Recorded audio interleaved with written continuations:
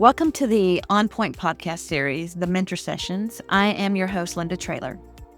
The Mentor Sessions podcast is really focused on interviewing exceptional leaders. And I define exceptional leaders as those who invest time in not only elevating the profession of medical affairs, but also developing exceptional leaders.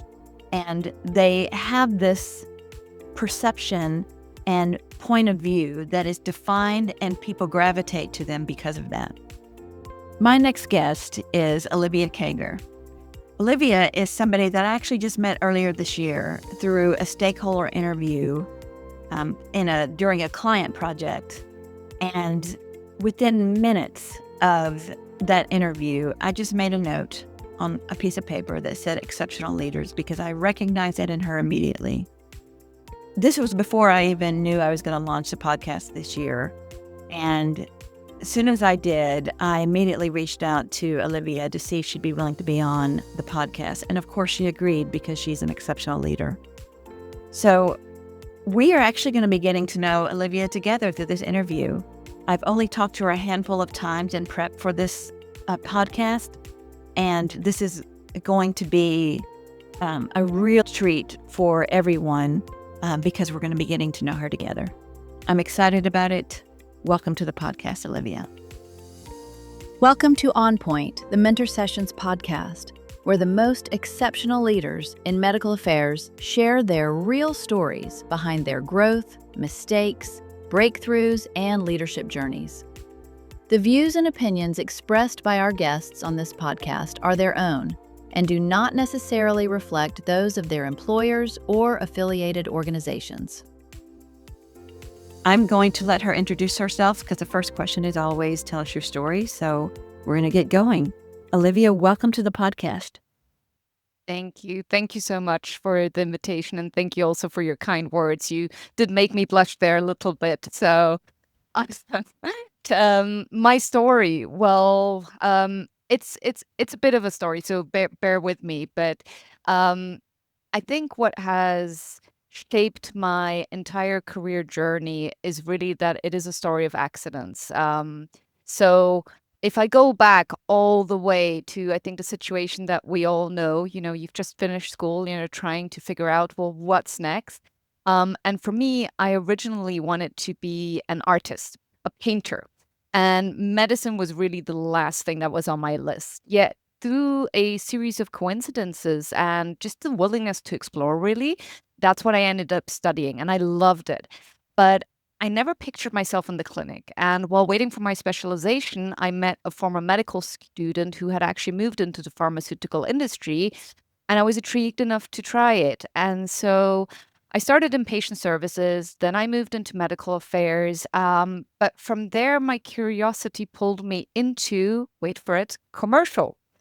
And I thought, worst case, I'll go back to medical after a year. But you know what happened? I ended up staying for over 10 years, first locally, then regionally and globally across different therapeutic areas such as oncology, rare disease, and immunology. And in, I would say, the classical commercial roles, marketing, sales leadership, business unit, and franchise leadership. And then I returned to medical as head of medical for the DACH region at my current company, which was surprising to some, I will say the least, because, they didn't quite understand, well, you came from medical, you went to commercial, now you're coming back to medical. But for me, it was really to consolidate that initial experience. I always felt there was more left for me to do in medical, especially given the change of the function over the years. Also, I always like to stretch myself, learn new skills, gain a different perspective. And finally, also, I really had that want and need to refocus on clinical, patient, and physician needs. So I did that for 3 years.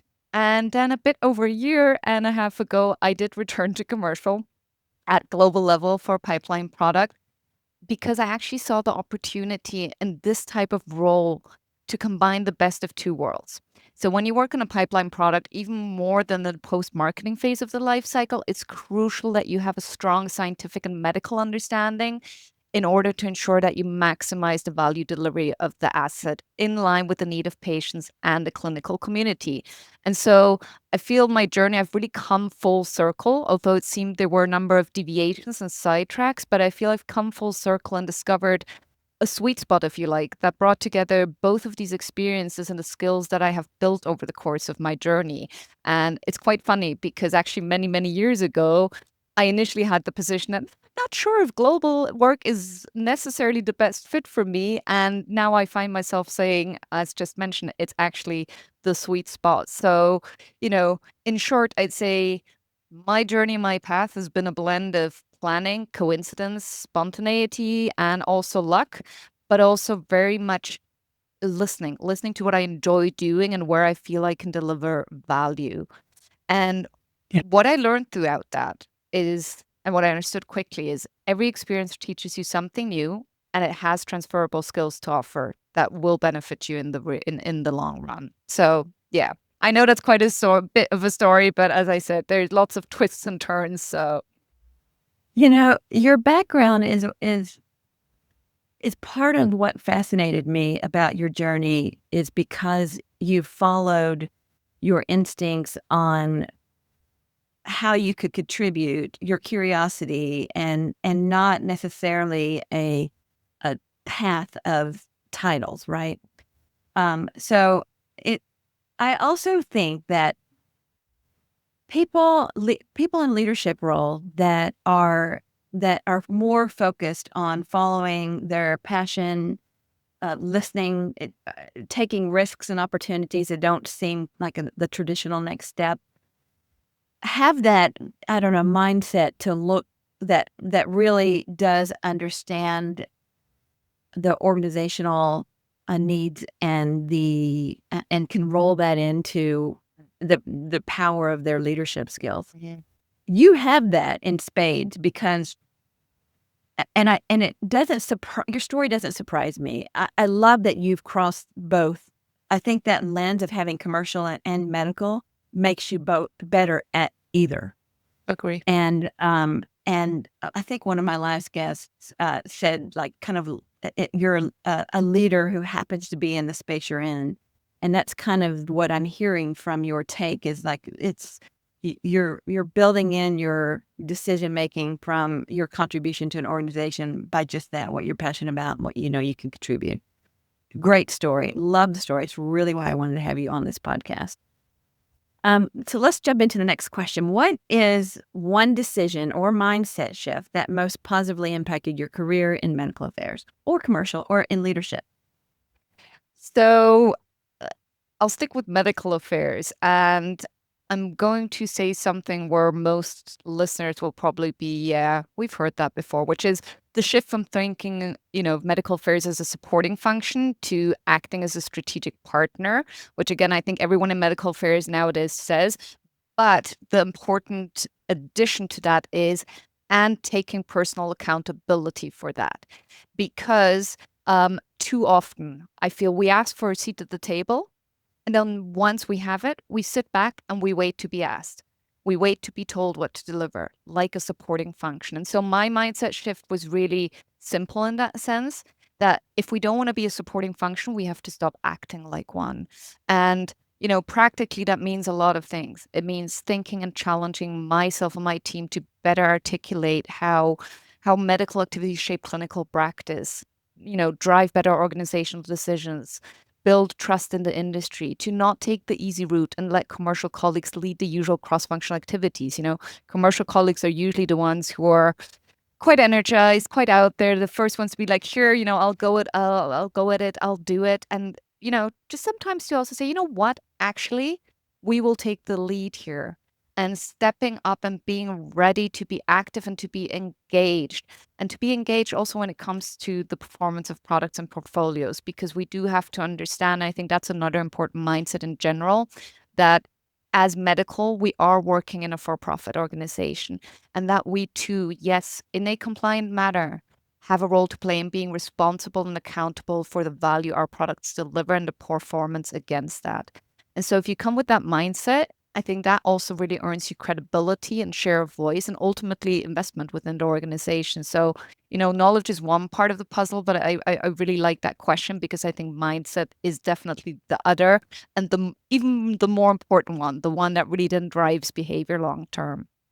The way you couch that is that it's two-part, or probably three-part, being at the table, and the accountability aspect is something our commercial colleagues have had many more decades of practice at that, and we're Yeah. fairly new at that. And I see a tendency to resist it a little bit.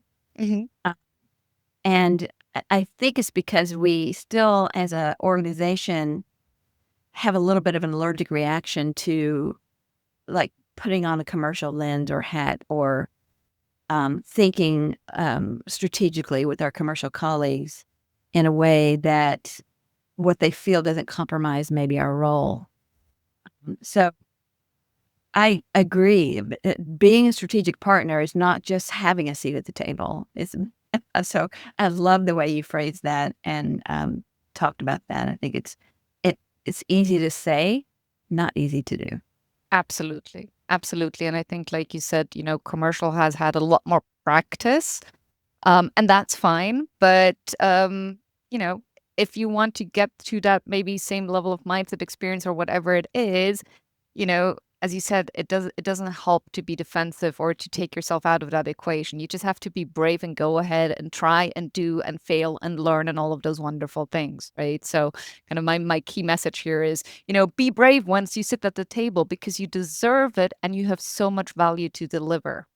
So That's great. That is great. Well, you've hinted at the failures and mistakes and accidents. So let's take the next question. Which failure or apparent misstep set you up for later success in your career? um so this one makes me smile. Leaving medical for commercial, and I will explain. So at the time, some colleagues saw it as, walking away from the science, a physician crossing over to the dark side, all those sorts of things and cliches. And to be fair, as I said, it was never part of my plan. And there were moments early on when I myself wondered, had I traded credibility for curiosity, and taken the easy route, because I will be brutally honest, and some listeners might get irritated. Again, bear with me by, what I'm about to say. But um, initially, as a young person coming into the industry, I did sometimes feel overwhelmed by all the expectations for role in medical. And my own imposter and inner critic was definitely well alive and asking, are you good enough for this? Will you be successful? And changing to commercial initially felt like the easier route because in my mind, and I know that sounds horrible, so again, please forgive me, but when I thought about the product management role that I switched into, I thought, well, a few sales folders here and there, how hard can that be? Now, that was until I actually understood and experienced what it means to be a great product manager. And obviously, it's so much more than that and just as challenging as medical roles, just in different ways. And I think that's why also, this kind of question and this experience makes me smile because it's a perfect example of complete ignorance on my behalf in terms of understanding what my colleagues in commercial were doing or responsible for. So again, another reason to be open to try new things because you'll never quite get it until you live it. But long story short, in hindsight, it was the single most formative move of my career. It taught me how the enterprise works, marketing, forecasting, PLL accountability, all of those, skills. And it gave me those transferable skills and importantly, the cross-functional empathy that I then later brought back into medical. And so when I returned into that medical head role, I could translate between the functions because I had genuinely lived both. And so what seemed like a detour or a misstep, as you phrased it, it turned out to be a bridge at the end of the day. One of the things that I've noticed, first of all, that your bravery in taking that step is something that I know others have struggled with, and some opted out of taking that step. But I think we're getting to a point where when you have somebody, um, applying for a position, whether it be leadership or, at the executive level or almost above department a little bit, the I don't know, for lack of a better word, the power of having experienced both sides, it becomes a part of your story that would set you apart from others, as opposed to something that people look at like. I don't know of anybody, especially in a leadership team, would look at somebody who's had both experiences and think of it as a negative. Most, like, I even love MSLs when I was hiring MSLs that did both sales and MSLing. Like, I thought they were the elevated ones then compared to somebody who'd only done one or the other. So I I really see there's a lot of powerfulness in your message because I think it's something that more medical affairs professionals need to consider as they develop and really follow that thing that they're really good at, they're curious about, passionate about, wherever it leads them. And I think your story just is beautiful for that. And by the way, so it's something that I continuously preach to my teams, but especially to the medical affairs teams, to say, be brave, take that step. First of all, you will personally just benefit from that learning. But as you've said, even just in terms of when you're thinking about your career, and so this is maybe also a bit of a message to people who might be listening who are kind of in the earlier stages of career and thinking about career planning, right? The industry, let's be honest, the industry is tough and it's not getting any easier, right? And so to your point, if you do want to stand out, if you do want to be able to, deliver more than just kind of along one function, do try to become that versatile leader. Do be curious, try new things, and it will not only benefit you personally, it will make you stand out a whole lot more in an industry again that is getting increasingly tough and where war for talent is definitely well alive and raging. So Absolutely. Absolutely. All right. Well, I think this might lead into the next question, or it might become something completely different. In your opinion, what separates an exceptional medical affairs leader from a good one?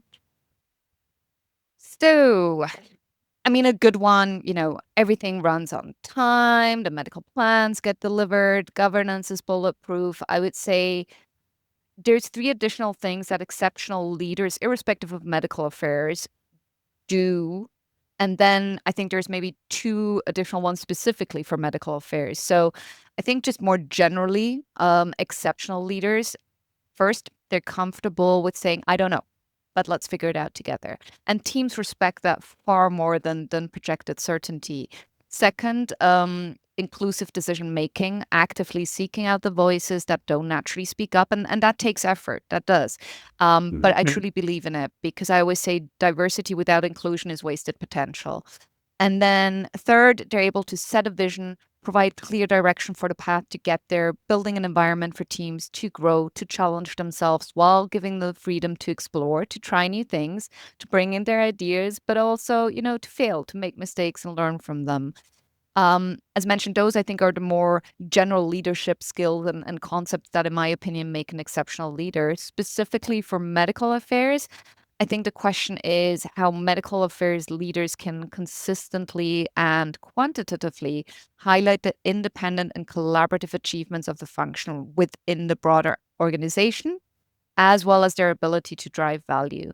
And I think for that, we need more courageous leadership to continuously position the function and demonstrate its value, advocate for that seat at the table, take accountability for leading once we have the seat.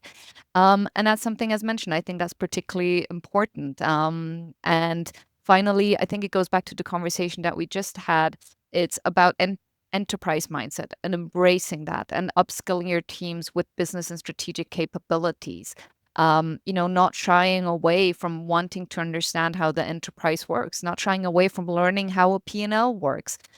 So I think, as I mentioned before, whether it is, aspiring or current medical affairs leaders, I think it's important for them, again, to understand that they are part of a corporate profit generating environment. And that's necessary to advance the science and the health of patient and society. And that we all have a responsibility towards that.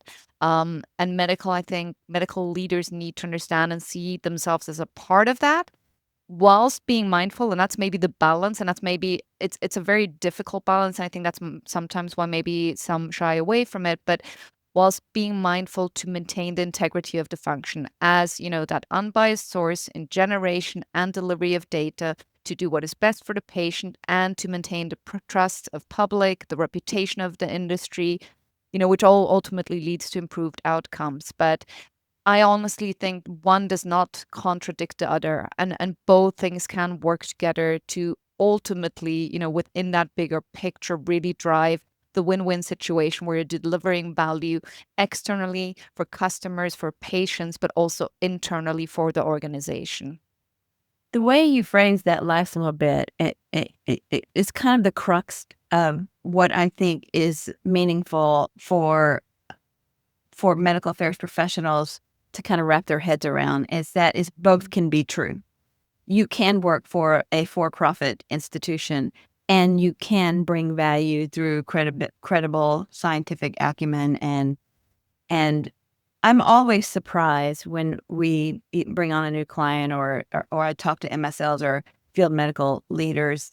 And the reason why I'm calling out at that level is because I'm always surprised when asked, walk me through your medical plan, and they don't know, or the organizational goals, and they don't know, and they put no effort in that's not related. They isolate themselves from their responsibility to know that as part of their job. Yeah. And I don't think that, and as long as you have that mindset, you also are missing out on an opportunity to, like, HCPs and KOLs understand that you work for a for-profit, and they don't factor it in, and Yeah. even respect when you bring up organizational goals and context for the conversation. And it puts you in a different level of understanding of what your job is, and from your audience perspective. I think people miss out on that. I think everything you just said just really sums up how to blend those mindsets into, it doesn't have to be either or. Yeah. It's most of the time both and I love that perspective. Yeah. And it's not easy, let's be clear, but I mean, it wouldn't be fun if it, were easy. So Exactly right. Exactly right. All right. Well, how do you define success in medical affairs, and has that definition evolved over time? Absolutely. Earlier in my career, whether for medical affairs or commercial, and honestly, I think very much in line with most of the industry, it was very much measured in activity. And, when it comes to medical affairs, number of advisory boards, publications, MSL interactions, all of those typical things that I think we all know very well. But, that's a little bit the order taker model, and it's valued for execution. But today, I see that these definitions have changed, and I'm thrilled to see that, because success should be defined by outcomes. Changes in clinical practice, improved patient access, evidence gaps closed, enhanced scientific reputation and trust, and all of that really ultimately in resulting in kind of the ultimate outcome of improved population health outcomes. So I think good questions, to ask, to understand whether we are really delivering on those outcomes and not falling into that trap of, vanity metrics and activity metrics is, for example, did our insights actually change an organizational decision? Did the environment become better able to adopt innovation for the benefit of patients? And, I think especially this last one, and, as I'm thinking through that question, is it not only incredibly important when you think about the value, again, that you're delivering externally, but I think we all know that 80% of launches have their long-term fate determined in the first 6 months, and only 20% ever, really recover afterwards. And medical affairs is one of the biggest determinants of whether the environment is ready. And I think that's really a success metric that is worth understanding and that is worth owning. Yeah. The first of all, I love, we're finally having this conversation at scale. I feel like it's a long overdue conversation. We've been talking about it, but not doing anything about it for many years. But now that we have, access to real world evidence and other sources where we can start to look at how we're impacting clinical decision making and outcomes and strategic goals within the organization. I think we're finally getting our heads around how to do that. And I agree with you, it's long overdue. The other part of it is I think the point you made about the impact medical affairs has on launch readiness is not something that's talked about at scale. And oftentimes, I'm working with a team right now that is being brought on, and they're going to be on board a month before launch. That's it. And I think that's just a missed opportunity, because medical affairs has the ability to really engage in understanding that patient journey more and comparing it to real world patients. Absolutely. Yeah, I love that. What's the worst career advice you commonly given to rising medical affairs professionals? I mean, you won't be surprised based on my story and some of the beliefs that I have already shared. But and I don't know if it was, kind of word for word, but the gist of it is, stay in your lane, don't be influenced by other functions, and let the science speak for itself. And both of these things are wrong. First of all, the science does not speak for itself. It needs translation, context, and a value story told externally, but also, again, don't forget your internal stakeholders. If all we say is we're a strategic pillar improving patient outcomes, the response from management, rightfully so, is lovely. And what does that mean exactly? Help me understand. Why should we invest? And I'm exaggerating maybe, but just simplifying, the question will be, if I invest, how will this improve the value we deliver externally and hence internally for the organization as well? And then, the kind of staying in your lane part, I mean, that just keeps you more as of an order taker and less of that strategic partner. And I think many, many years ago, there was that strong belief medical's independence requires this distance. But keeping the function credible back then meant keeping it away from commercial. But the way that I see it, actually, distance doesn't protect integrity, it produces irrelevance. And I've seen organizations where medical operates in complete isolation from commercial and becomes irrelevant. And organizations, of course, where, the other part is maybe true, where it gets too cozy, it loses credibility. So the answer isn't, stay in your lane. The answer isn't distance. It's again, skillfully navigating that interface and understanding business needs while maintaining scientific independence and being able to say, here's what we can do within appropriate guidelines, and here's where we do draw the right line. And I think the irony is that medical's integrity is actually most powerful precisely when it's at that strategic table and collaborating, and where it is able to have the courage to draw the line. And that actually changes decisions and how we do better for patients in the clinical community out there. So again, telling medical affairs teams they should stay in their lane just really tells them to work in silos and separate themselves. Yeah. It took me years to get even that language out of my vernacular, because I fell victim to thinking that way for many years early in my career, that was a part of what defines medical affairs. And I agree. I think it is some of the worst advice you can get, because it blinds you to opportunities to improve yourself and bring value to an organization that you wouldn't otherwise do. So I not only am I proactively trying to get make sure I don't say things like stay in your lane, because I used to say it, man, and not proud of it, but it didn't, just didn't have the experience and the I don't know, foresight and big picture thinking to understand the impact of it. Yeah. But yeah, And that's I really think great. we all did it at some point, right? I remember when I started, I was very proud, like, I'm medical affairs. This has nothing to do with me, kind of go away with all of that. And I was actually quite proud of that until I understood, Yeah. there's really nothing to be proud about here, because it just means you're working in a very siloed and very single focused and single minded type of way. So, but we all learn from our We mistakes, learn. right? That's exactly right. That is exactly right. All right. I think we maybe have touched on this, but I still like to ask this question separately. Is what belief about medical affairs did you hold strongly 10 years ago that you've completely changed your mind about now? So 10 years ago, again, I just hope the listeners will forgive me for some of the things that I'm saying. But, if you don't, or if you feel differently, by all means, feel free to reach out and we can have a wonderful discussion. But 10 years ago, I saw, for me, medical affairs equaled compliance.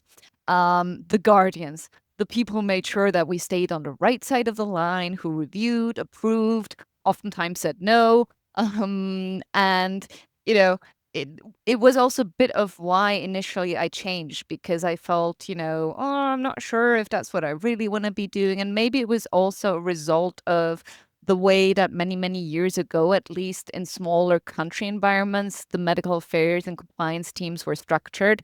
And I personally, at least, still did experience that in smaller companies where resources, are maybe not abundant. And again, in smaller countries of those smaller companies, sometimes actually, medical affairs and compliance was all within one person. And that, very early on, unfortunately, really did shape a little bit my thinking. And, that has absolutely 100% definitely changed. And, you know, back to the discussion that we started right from the get-go, I now see medical affairs as one of the most strategically underused functions in our industries, because it sits at that intersection of science, clinical community, unmet need, and the broader healthcare ecosystem. And I think, as you said before, it's closer to the truth of what patients and physicians actually experience than almost anyone else in the organization. And that is not a compliance position. That is a strategic vantage point. And when medical affairs is doing its real jobs, it's not policing the strategy, it's shaping it. And it is, reading where the science is going, where the evidence gaps are, what the community will and won't accept, and long before any of that shows up in a commercial forecast. So, for me, realizing that staying on the right side of the line and creating strategic value, again, that was never intention. I had just been taught to see the function through that very narrow lens of the first one. I'm always surprised how many people still kind of hold that mindset to the forefront of their decision making. And I think it impacts not only their leadership ability and their understanding what medical affairs is really intending to do. I feel like it also blocks their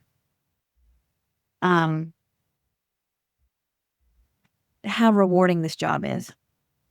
This, like, you really have something to give to an organization if you embrace your role.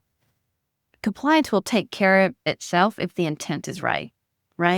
If your intention is not to do any harm to patients, only improve their lives, most of the time, compliance will take care of itself. Yeah. So yeah. I love that you brought that up. It goes back to, what is the ultimate outcome that you're trying to achieve, right? And as you said, if that intent and if that outcome is set right, with the goal for delivering value and improving health outcomes for patients and for society, as you said, compliance, will take care of itself. So, but do talk to your compliance colleagues if you hesitate, if you have questions. I mean, I really want to shout out to all the compliance colleagues out there, because they are lovely people, and when you talk to them, most of the times they will not constantly say no. They'll actually most of the time say either, well, yes, not a problem anyway, or tricky, but let's see how we can make it work. So just go and have that conversation if you really do worry.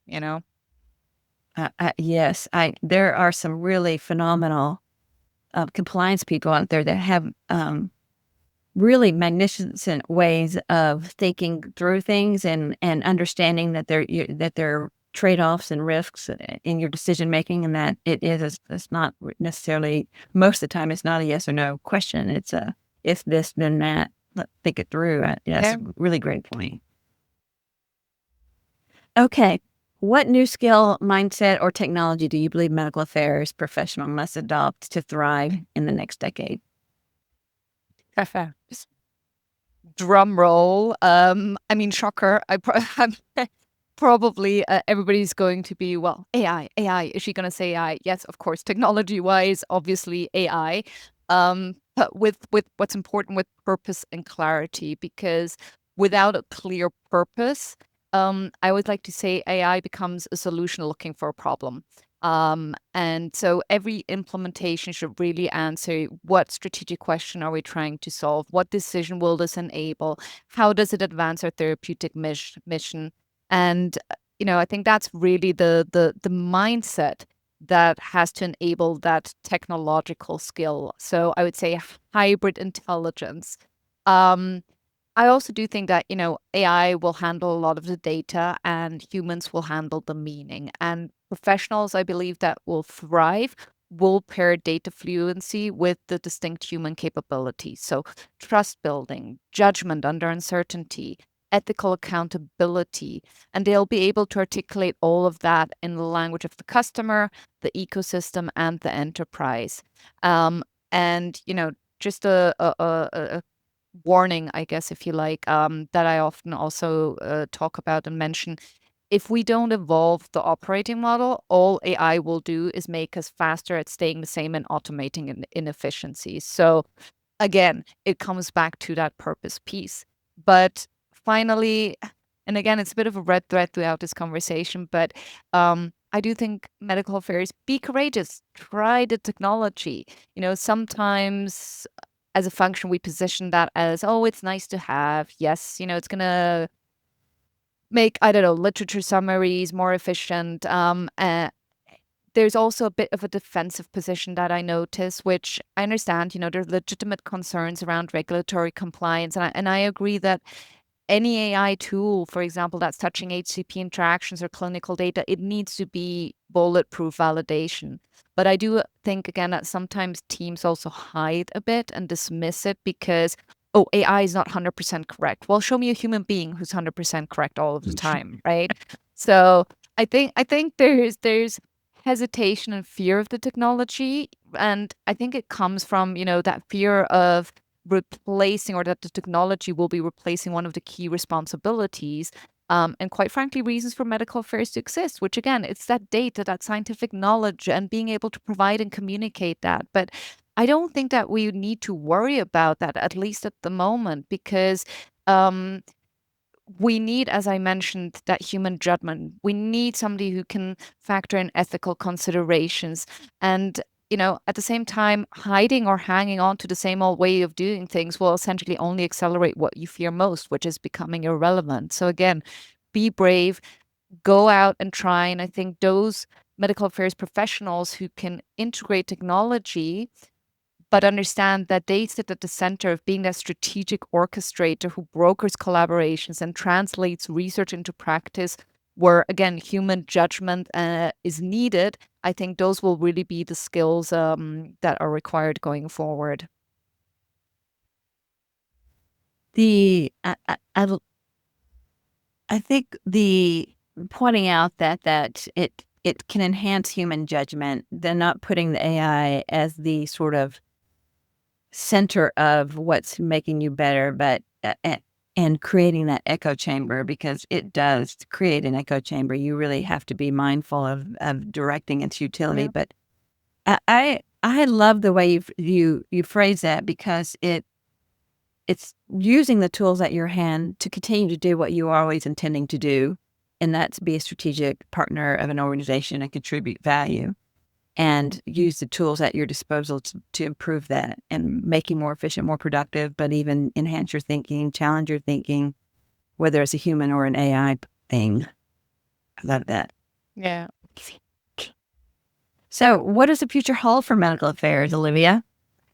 And I think now here's my opportunity to make up for some of the, oh, we need to do this better, we need to do that better, and you're shying away. But I want to say, first of all, I truly, as you said before, there's so much value within the function and so much value that this function delivers, and it's such a rewarding role or function to be a part of. And I often say, be loud and proud.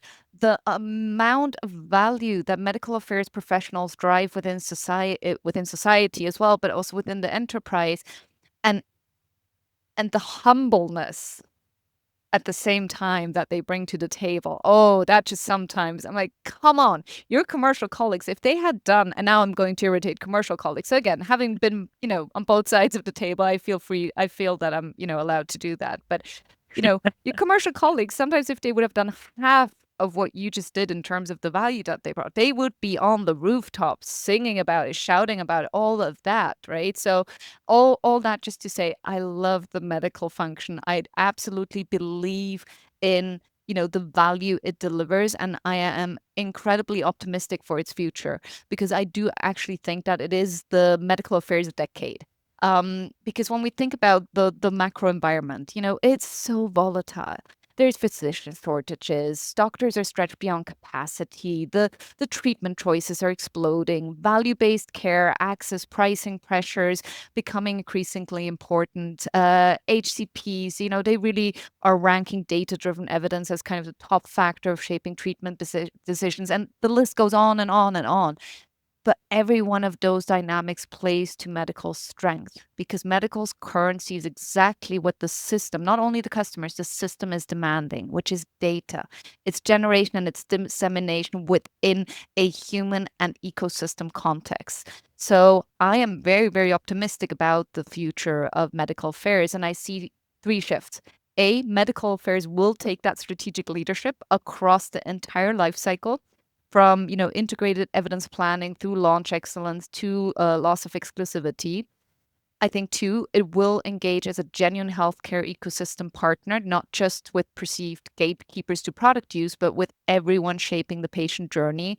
I think this one is especially important because the industry, I think, is starting to move towards broader ecosystem integration and towards understanding that we are part of a system and that we have a responsibility for the system strengthening, and that if the system fails, so do we. And third, I think that medical affairs will really be the driving force for health equity, using its unique external insights to make trials, data, and ultimately care representative of patients that we actually serve. And so I think, the function that was once asked to support will increasingly be asked to lead. And I guess the question that I would just give to everyone who is listening is, are we ready for that leadership and are we ready to step up? I mean, that's a perfect way to wrap up this set of professional questions by posing a question back to the audience. By the way, that's one of the things that make you such an exceptional leader, but somebody that people need to hear from, because that's the ultimate question. Are we ready? I think we can be. I'm optimistic too. But yeah, it's something we need to be thinking about and talking about at scale. So thank you. Thank you so much for that. Okay, we're going to now go into my favorite part of the personal question to get to know you a little bit as a person. Okay, so first personal question. What advice would you give your 30-year-old self knowing what you know now?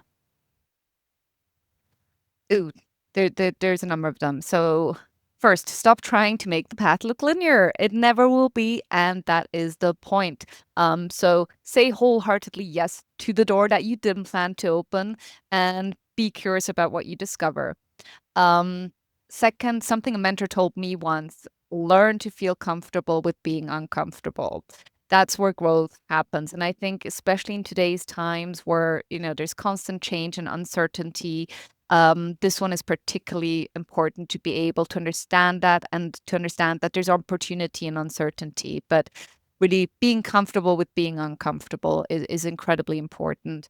And then two things that I probably learned a little later than I'd like to admit, but first, protect your own processing. You can care deeply about others' feelings without carrying them at your own expense. I think that's something that's especially important for leaders and especially leaders who are, at the beginning of their leadership journey to really understand. Again, both things can be true. And then second, you don't need permission to take up space. Confidence isn't the absence of doubt, but it's acting with clarity anyway. Perfect. Beautiful. I mean, I don't even think I can add to that. It was so exceptionally summarized, and could be a map that if we could send back into the future to all of our younger selves, of Please. elevating us faster. It's really, we're all going to get there eventually when we have the intent to grow. But Yeah. yeah, it's Yeah. But it would have been nice I to think move after. I think if Olivia now would show up and talk to, my 30-year-old self, my 30-year-old self would probably be, oh, well, what do you know? I know better. I think, sometimes we just have to go through that process and go through that journey and really discover it for ourselves. So That's I guess exactly that's just right. how it works. Yeah, That's how it works. The message of what we tell our younger selves is usually for other people. But yeah, it exactly. it's fun to think about how life would have been different had we known what we know now. Yeah. All right. So let's talk a little bit about who influenced you. So who had the greatest influence on how you lead or mentor others, and what did they teach you?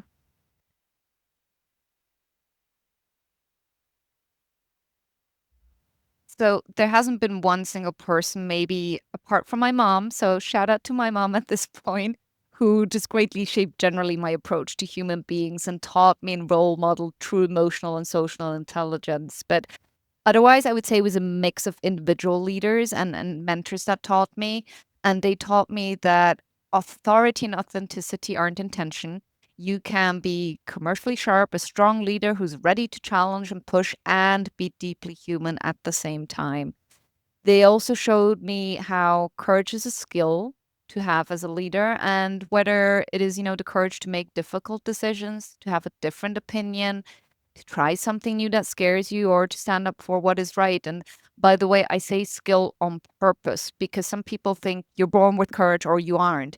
But I do believe it's something that you can practice and cultivate by, well, as Nike, likes to say, just do it, exposing yourself to situations that require you to be courageous and doing it over and over again, sort of like exposure therapy. And then understanding that, as Susan David in her book Emotional Agility, which I can highly recommend, she nicely puts it and says, courage is fear walking. It's not the absence of fear, but the ability to stand with that and still keep moving forward, which I think is so incredibly beautiful and gives you agency to allow to feel what you're feeling, but not to get stuck in that and to keep, as she says, moving forward.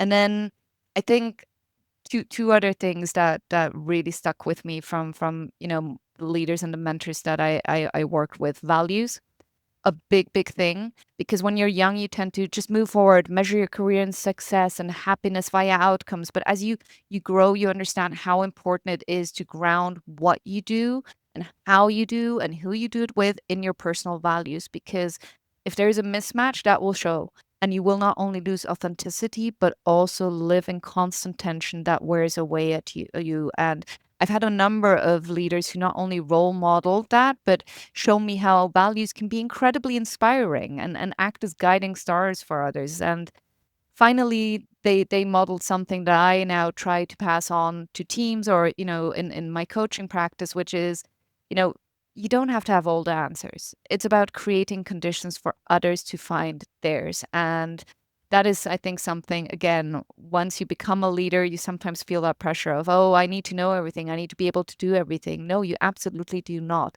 It takes a village, and that is okay. And you can, trust in the fact that people, I think, as I mentioned very much at the beginning, will actually appreciate and probably even respect you more if you say, I don't know, but here's how we're going to figure it out together. You've mentioned several times curiosity, but I also think that that immediate it's a viewpoint that it's a problem to be solved or something that can be solved, that there is a solution, and just kind of moving forward. And I love your take on when fear becomes overwhelming. It's not the fear that you should be focused on. It's the momentum, the forward momentum. I love Yeah. that take, because that is what stifles a lot of people from really true growth. So yeah, that's really great. Awesome. What are one or two books or other resources, or like a podcast, that you frequently gift or recommend to peers or friends, and why? I would say one book and sort of one or multiple resources, but book How Women Rise. Um, it's very practical, honest, and immediately relevant to patterns that I see in myself, but also in many, many talented women that I mentor, which is, underclaiming achievements, waiting to be noticed, overvaluing expertise, or hesitating to take up space. Maybe you're listening and you're thinking, yep, yep, or yes, no, yeah, no. But I like that it does not ignore, the reality of structural barriers, but it also gives women agency by naming the habits that we can recognize, challenge, and change and take charge of. And I'm really passionate and do a lot of work in gender equity in the life science, and it's helped me to inform and better understand, some of my personal insights and experiences and provided very practical material that I can bring into this work. And then the resource or resources, anything from Brené Brown, whether it's YouTube, Netflix, or a book. But if I had to choose one, it would probably be the book Dare to Lead, which resonates most with me because in that book, she makes the case that courage and vulnerability aren't opposites of strong leadership. They're the foundation of it. And she makes courage feel actionable. And again, leadership, not being about having all the answers, but about vulnerability, values, trust, and the willingness to have brave conversations. And, in that book, there's, buy it, read it. I have no stake in this. I'm not incentivized by the number of books she sells, obviously, but is clear as kind. And that has really become almost a mantra for me. So these books and resources, they really reflect what I believe about leadership, which is, growth requires self-awareness, courage is a skill we can practice. And the best leaders, again, create the conditions for others to rise. I also love Brene Brown, and she has a new podcast with Adam Grant that's called The Curiosity Shop, and I am obsessed with it, primarily because, Same. they just have such honest conversations. I love that new podcast, so absolutely one to recommend as well. Yeah. For sure, for sure. Okay. What is a small or uncommon habit you practice that has had an outsized impact on your effectiveness or well-being? The one thing when you become a coach, they always tell you the one thing you shouldn't be doing. Well, one thing is you shouldn't be coaching people who are too close to you, and you shouldn't try to coach yourself, right? But nonetheless, a coaching question I ask myself before reacting to anything difficult is, what does this make possible? And that sounds really simple, but what it does is it interrupts the threat response and it forces a strategic reframe. So, a mistake, a failure, restructure becomes a design opportunity, a setback becomes information. And as I said, I picked that up through, my coaching certification, and it's really saved me a lot of hours of unproductive rumination. Um, the other, maybe there's a second one, is the habit of creating space. Although full disclosure, I'm still working on that one. It's rough. And what I mean by that is we all live in times that are incredibly fast paced, and we're constantly running to achieve, to deliver, to do. But what it really does is put us in a state of constantly reacting and robbing us of the opportunity to take a step back, to be with what is, and to reflect and see the bigger picture. So although I really struggle with this one because I love speed, I move fast, I'm trying to learn to sometimes just take a second. It doesn't need to be hours. Just, a moment to stop, to connect with myself and listen what is going on, my thoughts, my feelings, how my values are showing up, and to be with that. And then to move from there. And again, I'm always, I love quotes, I love resources, and there's a quote by Viktor Frankl which says, between stimulus and response, there's a space. And in that space is our power to choose our response. And in our response lies our growth and our freedom. And that to me is just so powerful. And that's what I try to remind myself and to do more of. Again, haven't perfected it, but that's part of the journey. The more confident I get, it's because the more I have become more comfortable, as you said earlier, being uncomfortable. I find that the more confident I get, the more I struggle with making sure I don't lose the practice of what you just said. Thinking about, taking the time to think. And I love your phrase reframe, because that's constant. I have such built in, I don't know if it's DNA or nature nurture or whatever, but I've got so much built into me for reactionary responses and even being defensive that I have to fight against. And so it's a practice that I always want to get better, but I noticed that if you don't keep a mind to it, you could lose it easily. Absolutely.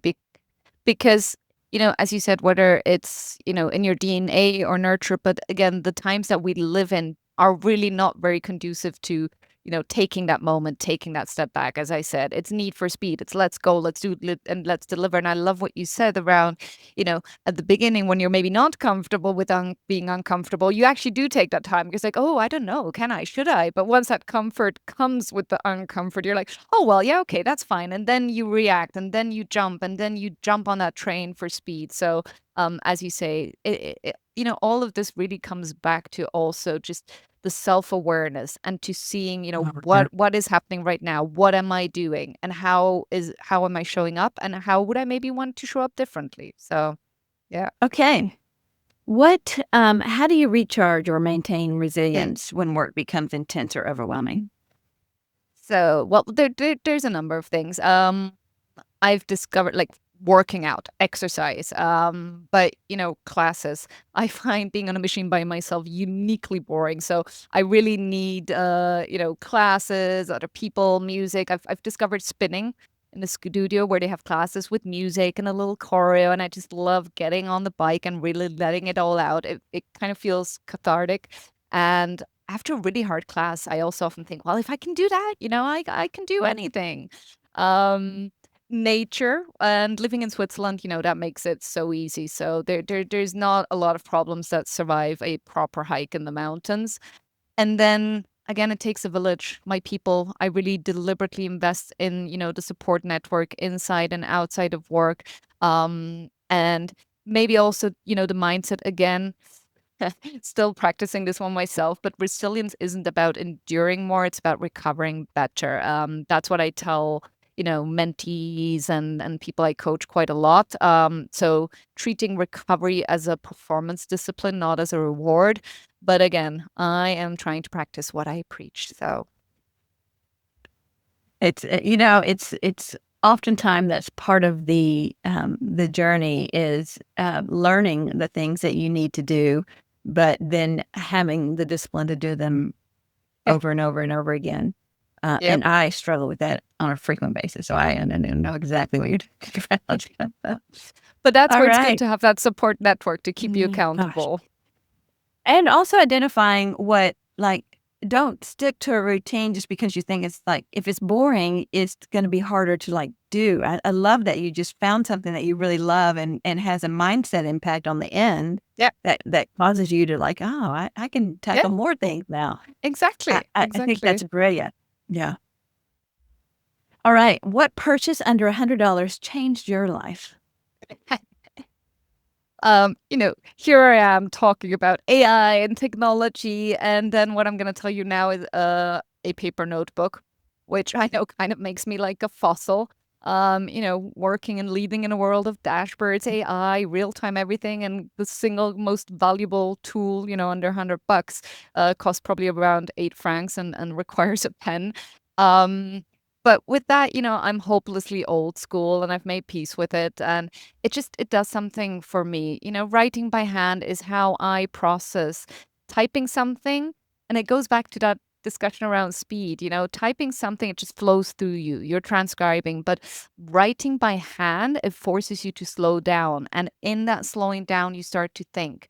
So, when there's decisions that I can't untangle in a meeting, taking the time to write that out, it helps me achieve clarity.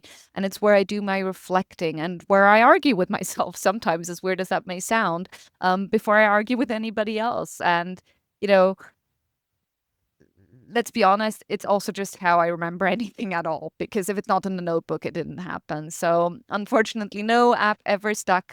There's just something about that physical page that a screen has never given me. Although I know a lot of people are constantly telling me and saying digital note taking, and you just need to get, this pen and this pad. And I just keep buying notebooks.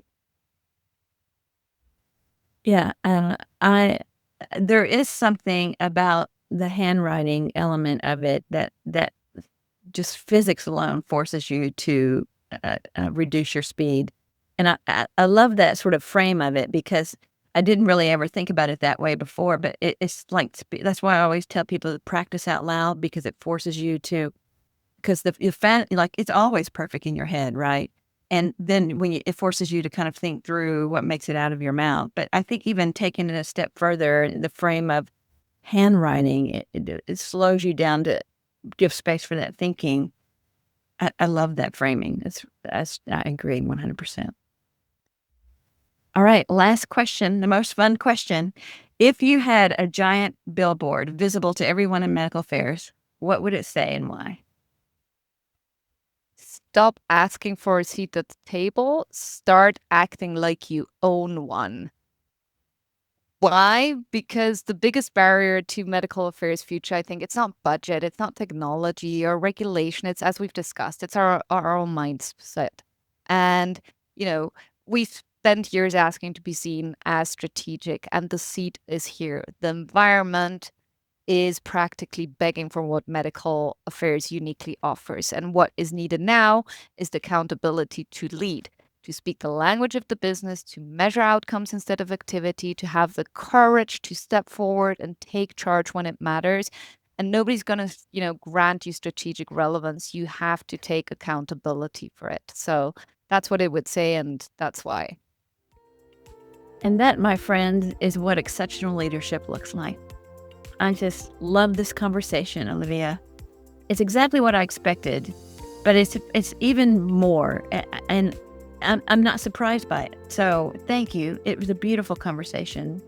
I think your viewpoints and your hard-won lessons and that sort of, I don't know, vulnerability to share, things you still struggle with, it's meaningful, and I appreciate you sharing Thank you.